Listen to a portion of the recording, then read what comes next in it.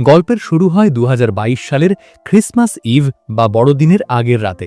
আমরা আমাদের নায়ক ড্যান ফরেস্টারকে দেখতে পাই। ড্যান আগে সেনাবাহিনীর একজন সার্জেন্ট ছিল, কিন্তু এখন সে একটা সাধারণ স্কুলের বায়োলজি বা জীববিজ্ঞানের টিচার। ড্যান একজন খুব ভালো মানুষ, কিন্তু সে তার জীবন নিয়ে খুব একটা খুশি নয়। সে একটা বড় সায়েন্টিস্ট বা বিজ্ঞানী হতে চেয়েছিল, কিন্তু বারবার ইন্টারভিউ দিয়েও তার চাকরি হচ্ছে না। আজও সে একটা চাকরির জন্য আবেদন করেছিল, কিন্তু ফোনে তাকে জানিয়ে দেওয়া হয় যে তার আবেদন বাতিল করা হয়েছে। মন খারাপ করে ড্যান বাড়ির বাইরে গিয়ে একটু রাগ ঝাড়ে, কিন্তু তারপর সে তার মেয়ে মিউরি এবং স্ত্রী এমির কাছে ফিরে আসে। ড্যান তার মেয়েকে খুব ভালোবাসে। সে মিউরিকে বলে জীবনে এমন কিছু করার চেষ্টা করবে যা অন্য কেউ করতে সাহস পায় না। এরপর তারা সবাই মিলে টিভিতে ফুটবল বিশ্বকাপের ফাইনাল ম্যাচ দেখতে বসে। ব্রাজিল বনাম ফ্রান্সের খেলা চলছে। সারা পৃথিবী টিভিতে চোখ রেখে বসে আছে, টান টান উত্তেজনা। ঠিক তখনই খেলার মাঝখানে মাঠের মধ্যে একটা অদ্ভুত ঘটনা ঘটে। আকাশ থেকে বেগুনি রঙের ধোঁয়া আর বিদ্যুতের ঝলকানি দেখা দেয়। সবাই অবাক হয়ে যায়। ধোঁয়ার ভেতর থেকে একদল অদ্ভুত পোশাক পরা সৈনিক বেরিয়ে আসে। তাদের হাতে আধুনিক সব অস্ত্র। স্টেডিয়ামের সবাই ভয়ে চুপ হয়ে যায়। সৈনিকদের লিডার, যার নাম লেফটেন্যান্ট হার্ট, মাইক হাতে নিয়ে সবাইকে বলে, আমরা ৩০ বছর পর অর্থাৎ ২০৫১ সাল থেকে এসেছি। আমরা আপনাদের সাহায্য চাইতে এসেছি। ভবিষ্যতে এক ভয়ঙ্কর এলিয়েন প্রজাতি, যাদের নাম হোয়াইট স্পাইকস, তারা পৃথিবীকে আক্রমণ করেছে। তারা প্রায় সব মানুষকে মেরে ফেলেছে। আমাদের হাতে সময় নেই। দয়া করে আমাদের সাহায্য করুন, না হলে মানবজাতি ধ্বংস হয়ে যাবে। এই খবর সারা পৃথিবীতে আগুনের মতো ছড়িয়ে পড়ে। মানুষ বুঝতে পারে তাদের নিজেদের সন্তানের ভবিষ্যৎ অন্ধকারে। কয়েক মাস কেটে যায়। ভবিষ্যতের এই ডাকে সাড়া দিয়ে পৃথিবীর বিভিন্ন দেশ তাদের হাজার হাজার সৈন্য পাঠায়। কিন্তু সমস্যা হলো, যারা ভবিষ্যতে যায় তাদের মধ্যে মাত্র ২০-২৫% মানুষ ফিরে আসে। বাকিরা সবাই মারা যায়। পরিস্থিতি এত খারাপ হয় যে এখন আর কোনো ট্রেন্ড সোলজার বা প্রশিক্ষণপ্রাপ্ত সৈনিক অবশিষ্ট নেই। তাই সরকার এখন সাধারণ মানুষদের জোর করে যুদ্ধে পাঠাতে শুরু করেছে। রাস্তায় আন্দোলন শুরু হয়ে যায়। মানুষ প্রতিবাদ করে, কেন আমরা এমন একটা যুদ্ধে যাব যা আমাদের সময়ের নয়। কিন্তু সরকারের কিচ্ছু করার নেই। ড্যানের স্কুলেও এই প্রভাব পড়ে। ছাত্রছাত্রীরা ড্যানকে বলে, স্যার, পড়াশোনা করে কি লাভ? আমরা তো সবাই মারাই যাব। ক্লাসের মধ্যে শুধু একটি ছাত্র, যার নাম মার্টিন, সে এসব নিয়ে ভাবে না। সে সারাদিন ভলক্যানো বা আগ্নেয়গিরি নিয়ে পড়ে থাকে। ঠিক সেই সময়ই ড্যানের ফোনে একটা মেসেজ আসে, আর এই মেসেজটাই ড্যানের জীবন পাল্টে দেয়। তাকে ড্রাফট করা হয়েছে, অর্থাৎ তাকে এখন বাধ্যতামূলকভাবে যুদ্ধে যেতে হবে। ড্যান মিলিটারি বেসে যায়। সেখানে তার হাতে একটা অদ্ভুত মেটাল ডিভাইস পরিয়ে দেওয়া হয়। এই যন্ত্রটি তার শরীরের সাথে এমনভাবে গেঁথে যায় যে চাইলেও খোলা সম্ভব নয়। অফিসাররা জানায়, তোমাকে ৭ দিনের জন্য ভবিষ্যতে পাঠানো হবে। যদি তুমি ৭ দিন বেঁচে থাকতে পারো, তবে এই যন্ত্রটি তোমাকে অটোমেটিক বর্তমানে ফিরিয়ে আনবে। কিন্তু একটা ভয়ের কথা হলো, পরীক্ষায় দেখা গেছে ড্যান আগামী ৭ বছরের মধ্যেই মারা যাবে। তাই তাকে ভবিষ্যতে পাঠানো হচ্ছে, কারণ ফিউচারে তার অস্তিত্ব নেই। ড্যান এই কথা শুনে অবাক হয়। সে বাড়ি ফিরে তার স্ত্রী এমিকে সব জানায়। এমি কান্না করে বলে, চলো আমরা পালিয়ে যাই। এমি চায় না ড্যান যুদ্ধে যাক। ড্যান বোঝায় যে পালানো সম্ভব নয়, কারণ হাতের ওই যন্ত্র দিয়ে সরকার তাকে খুঁজে বের করবেই। তখন এমি বলে, তাহলে তোমার বাবার কাছে যাও, তিনি তো মেকানিক্যাল জিনিসে এক্সপার্ট, হয়তো তিনি এটা খুলে দিতে পারবেন। ড্যানের বাবা জেমস একজন ভিয়েতনাম যুদ্ধের অভিজ্ঞ সৈনিক ছিলেন, কিন্তু তিনি ছোটবেলায় ড্যানকে ছেড়ে চলে গিয়েছিলেন। তাই ড্যানের সাথে তার বাবার সম্পর্ক ভালো নয়। কিন্তু পরিবারের কথা ভেবে ড্যান তার বাবার সাথে দেখা করতে যায়। জেমস এখন একা থাকে। সরকারের বিরুদ্ধে সে সব সময় কথা বলে। ড্যান তার বাবার কাছে সাহায্য চায়, কিন্তু তাদের মধ্যে পুরনো রাগারাগি শুরু হয়। জেমস মনে করে ড্যান হয়তো তাকে সরকারের কাছে ধরিয়ে দিতে এসেছে। শেষমেশ ঝগড়া করে ড্যান সেখান থেকে চলে আসে। যন্ত্রটা তার হাতেই থেকে যায়। পরের দিন ড্যান ট্রেনিং সেন্টারে যায়। সেখানে তার পরিচয় হয় আরও কিছু সাধারণ মানুষের সাথে। এদের মধ্যে একজন হলো চার্লি, যে একজন বিজ্ঞানী এবং খুব ভীতু প্রকৃতির মানুষ। আরেকজন হলো ডোরিয়ান, যে খুব সাহসী এবং এর আগেও ২বার ভবিষ্যতে গিয়ে যুদ্ধ করে ফিরে এসেছে। ডোরিয়ান এই নিয়ে ৩বার ভবিষ্যতে যাচ্ছে যুদ্ধ করতে। তাদেরকে খুব সামান্য ট্রেনিং দেওয়া হয়, কিভাবে গুলি চালাতে হয়, ফার্স্ট এইড দিতে হয়। এরপর তাদেরকে টাইম ট্রাভেল সম্পর্কে বোঝানো হয়। অফিসাররা বলে, টাইম ট্রাভেল হলো একটা নদীর মতো। আমরা শুধু দুটো নির্দিষ্ট পয়েন্টের মধ্যে যাতায়াত করতে পারি, ২০২২ এবং ২০৫১। এর মাঝখানে কোথাও থামা যাবে না। হঠাৎ অ্যালার্ম বেজে ওঠে। তাদের জানানো হয় এখনই যেতে হবে।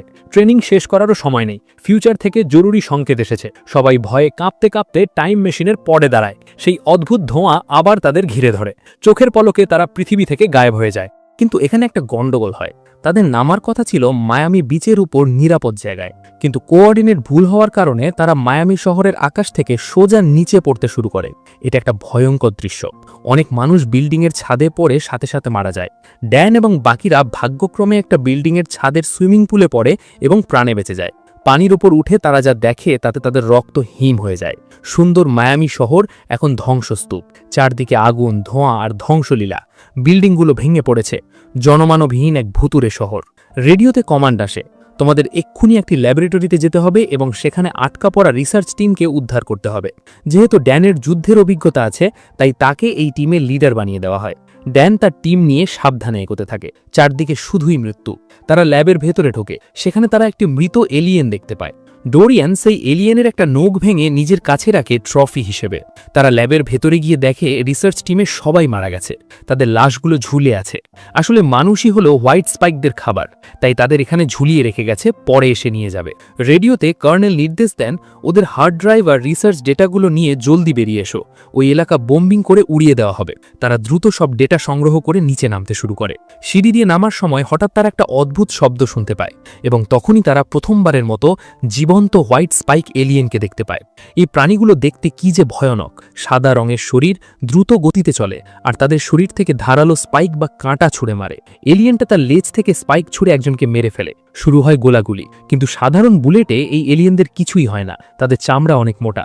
ড্যান তার টিম নিয়ে পালানোর চেষ্টা করে। সিঁড়ি দিয়ে নামার সময় একের পর এক এলিয়েন তাদের আক্রমণ করে, অনেকেই মারা যায়। ড্যান তার বন্দুক দিয়ে গুলি করে কাজ না হওয়ায় একটা কুরুল নিয়ে এলিয়েনের ওপর ঝাঁপিয়ে পড়ে, কিন্তু তাতেও কাজ হয় না। ঠিক সময় ডোরিয়ান এসে তার বিশাল বন্দুক দিয়ে এলিয়েনটাকে উড়িয়ে দেয় এবং সবাইকে জানায় এদের ঘাড় আর পেটে গুলি করতে হবে, ওটাই ওদের দুর্বল জায়গা।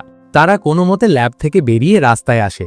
উদ্ধারকারী হামভি আসার কথা ছিল, কিন্তু এলিয়েনরা সেটাকে উল্টে ফেলে দেয়। এখন তাদের বাঁচার একটাই উপায়, লড়াই করা। চার দিক থেকে শত শত এলিয়েন তাদের ঘিরে ধরে, মনে হচ্ছে এটাই তাদের শেষ মুহূর্ত। ঠিক তখন আকাশ থেকে ফাইটার জেট আসে এবং বম্বিং শুরু করে। এলিয়েনরা মারা যায়, ড্যান আর তার কিছু সঙ্গী বেঁচে যায়। জ্ঞান ফেরার পর ড্যান নিজেকে ডমিনিকান রিপাবলিকের একটি মিলিটারি বেসে আবিষ্কার করে। সে ডোরিয়ানকে খুঁজে পায়। ডোরিয়ান তাকে জানায় যে তাদের টিমের প্রায় সবাই মারা গেছে। ডোরিয়ান আরও বলে যে তার ক্যান্সার আছে এবং সে শীঘ্রই মারা যাবে, তাই সে বারবার এই ভবিষ্যতে ফিরে আসে, কারণ সে নিজের শর্তে মরতে চায়, বিছানায় শুয়ে নয়। একটু পর ড্যানকে বেসের প্রধান কর্নেলের সাথে দেখা করতে বলা হয়। ড্যান টেন্টে ঢুকে দেখে একজন মহিলা অফিসার দাঁড়িয়ে আছে। অন্য সৈন্যরা তাকে কর্নেল ফরেস্টার বলে ডাকছে। ড্যান চমকে ওঠে, সে ভালো করে মেয়েটির দিকে তাকায়। হ্যাঁ, এটি আর কেউ নয়, এটি তার নিজের মেয়ে মিউরি, যে এখন বড় হয়ে একজন সায়েন্টিস্ট এবং সেনাবাহিনীর কর্নেল হয়েছে। বাবা ও মেয়ের এই দেখা হওয়াটা খুবই ইমোশনাল ছিল। ড্যান তাকে জড়িয়ে ধরতে চায়, কিন্তু মিউরি খুব কঠোর ব্যবহার করে। সে বাবার সাথে প্রফেশনাল আচরণ করে। মিউরি জানায়, আমি তোমাকে এখানে আনাইনি যাতে আমরা ফ্যামিলি রিউনিয়ন করতে পারি, আমি তোমাকে এনেছি কারণ আমার তোমার সাহায্য দরকার। মিউরি ড্যানকে একটা ভিডিও দেখায়, সেখানে দেখা যায় সাধারণ পুরুষ এলিয়েনদের চেয়ে আলাদা একটা এলিয়েন। এটি হলো ফিমেল হোয়াইট স্পাইক বা রানী এলিয়েন। রানী মাটির নিচে থাকে এবং খুব কম বেরোয়। পুরুষ এলিয়েনরা এই রানীকে রক্ষা করার জন্য নিজের জীবন দিয়ে দেয়। মিউরি ব্যাখ্যা করে, আমি একটা টক্সিন বা বিষ তৈরি করেছি যা পুরুষ এলিয়েনদের মেরে ফেলতে পারে, কিন্তু এই বিষ রানীর ওপর কাজ করে না। আমাদের এখন জীবন্ত রানী এলিয়েনকে ধরতে হবে, যাতে আমি তার ওপর পরীক্ষা করে আরও শক্তিশালী বিষ তৈরি করতে পারি। আর যদি আমরা রানীকে মেরে ফেলতে পারি, তাহলেই এদের বংশবৃদ্ধি থামানো যাবে।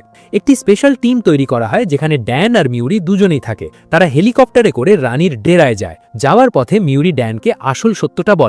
সে বলে, বাবা, তুমি জানো না আমাদের সাথে কি হয়েছিল। তুমি যখন যুদ্ধ থেকে ফিরে এসেছিলে, তুমি ডিপ্রেশনে চলে গিয়েছিলে, তুমি আমাদের ছেড়ে চলে গিয়েছিলে এবং আমাদের পরিবার ভেঙে গিয়েছিল।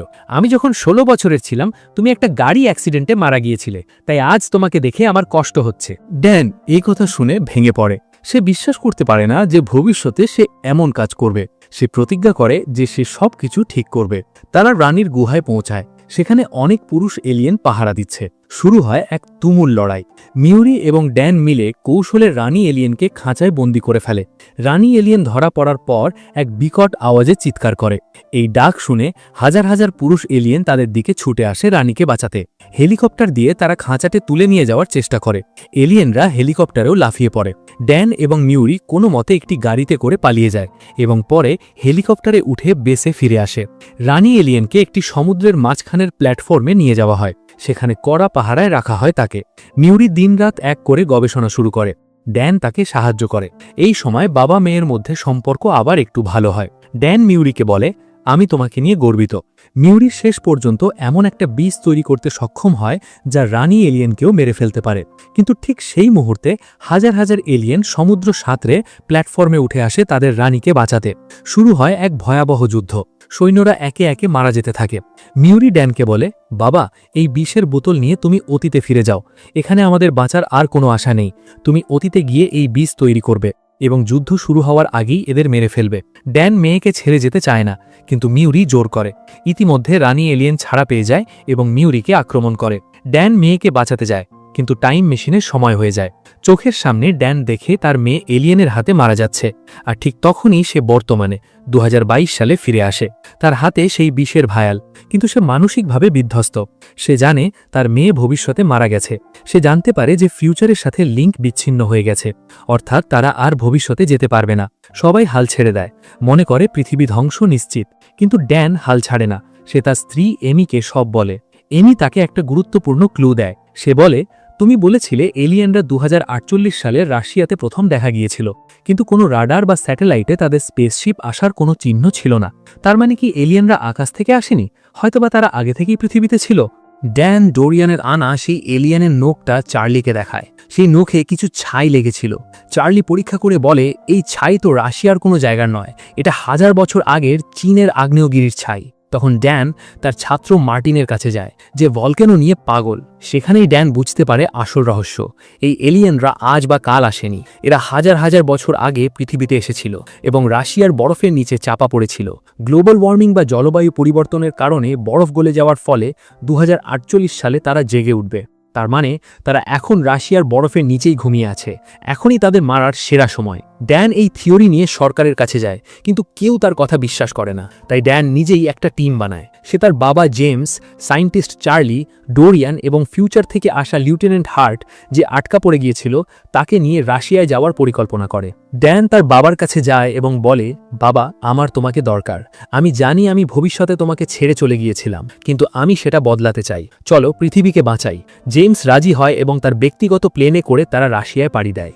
রাশিয়ার সেই বরফে ঢাকা জনশূন্য এলাকায় গিয়ে তারা খোঁজ শুরু করে।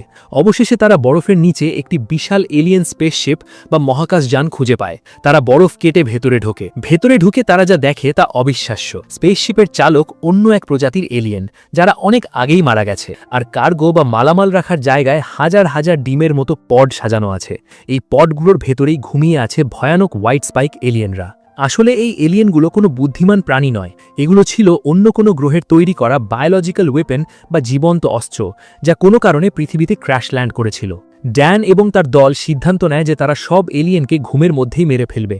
তারা মিউরির তৈরি করা বিষ পডগুলোর মধ্যে ইনজেক্ট করতে শুরু করে। বিষের প্রভাবে এলিয়েনরা মারা যেতে থাকে, কিন্তু তাদের চিৎকার শুনে বাকি এলিয়েনরা জেগে ওঠে। শুরু হয় এক ভয়ঙ্কর লড়াই। স্পেসশিপের ভেতরে ডজন ডজন এলিয়েন জেগে উঠে আক্রমণ করে। তারা বুঝতে পারে পুরো স্পেসশিপটা উড়িয়ে দেওয়া ছাড়া উপায় নেই। ডোরিয়ান, যার ক্যান্সার ছিল এবং যে বীরের মৃত্যু চেয়েছিল, সে বলে, তোমরা পালাও, আমি এখানে বোমা ফিট করে সব উড়িয়ে দেব। ড্যান, তার বাবা এবং চার্লি বাইরে বেরিয়ে আসে। ডোরিয়ান বোমার সুইচ টিপে দেয়। বিশাল বিস্ফোরণে পুরো পাহাড় কেঁপে ওঠে। স্পেসশিপ এবং হাজার হাজার এলিয়েন আগুনের লেলিহান শিখায় ভস্ম হয়ে যায়। সবাই যখন ভাবছে বিপদ কেটে গেছে, ঠিক তখনই বরফের নিচ থেকে বেরিয়ে আসে সেই বিশাল রানী এলিয়েন। সে বিস্ফোরণ থেকে বেঁচে গেছে। রানী এলিয়েনটি এখন আরও ক্ষিপ্ত। শুরু হয় বরফের ওপর শেষ যুদ্ধ। একদিকে ড্যান আর তার বাবা জেমস, অন্যদিকে বিশাল শক্তিশালী রানী এলিয়েন। চার্লি স্নাইপার দিয়ে গুলি করতে থাকে, জেমস কুড়াল নিয়ে আক্রমণ করে। রানী এলিয়েন ড্যানকে প্রায় মেরেই ফেলছিল। ড্যান তার মেয়ের কথা মনে করে, সে জানে তাকে জিততেই হবে। জেমস নিজের জীবন বাজি রেখে এলিয়েনটার দৃষ্টি আকর্ষণ করে। এই সুযোগে ড্যান এলিয়েনটার পিঠে চড়ে গলা কেটে দেয় এবং তার মুখের মধ্যে সেই বিষের শেষ ভায়ালটা ঢুকিয়ে দেয়। তারপর তাকে লাথি মেরে পাহাড়ের খাদে ফেলে দেয়। রানী এলিয়েন নিচে পড়ে ছটফট করতে করতে মারা যায়। অবশেষে মানবজাতির সবচেয়ে বড় শত্রু শেষ হলো। ড্যান এবং তার বাবা জেমস বরফের ওপর শুয়ে হাফ ছাড়ে। বাবা ও ছেলের সম্পর্ক আবার ঠিক হয়ে যায়। তারা পৃথিবীকে বাঁচিয়েছে, কিন্তু কেউ জানবে না তাদের এই গোপন মিশনের কথা। ড্যান বাড়ি ফিরে আসে। সে তার স্ত্রী ও মেয়েকে জড়িয়ে ধরে। এবার আর সে তার পরিবারকে ছেড়ে যাবে না। সে তার বাবাকে নিয়ে আসে এবং তার নাতনির সাথে পরিচয় করিয়ে দেয়। মুভির শেষে আমরা ড্যানের ভয়েস ওভার শুনতে পাই। আমার মেয়ে আমাকে বলেছিল আমি নাকি তাকে ছেড়ে গিয়েছিলাম, কিন্তু আমি আমার ভবিষ্যৎ বদলে দিয়েছি। আমি আর সেই ভুল করব না। কারণ আমার সেরা ভবিষ্যৎ সামনে নয়, আমার সেরা ভবিষ্যৎ হলো আমার পরিবার, যারা এখন আমার সাথে আছে। তো এই ছিল দ্য টুমরো ওয়ার মুভির সম্পূর্ণ কাহিনী। মুভিটি আপনাদের কেমন লাগলো? আপনি যদি জানতে পারতেন পৃথিবী ধ্বংস হয়ে যাবে, তবে আপনি কি করতেন? আপনার উত্তরটি অবশ্যই কমেন্ট করে জানাতে ভুলবেন না। বাবা মেয়ের এই ভালোবাসা আর অ্যাকশনে ভরা গল্পটি ভালো লাগলে একটা লাইক অ্যান্ড কমেন্ট করুন, আর চ্যানেলটি সাবস্ক্রাইব করে পাশেই থাকুন, কারণ এমন আরও মুভি এক্সপ্লেনিং আসতে চলেছে। দেখা হবে পরের ভিডিওতে।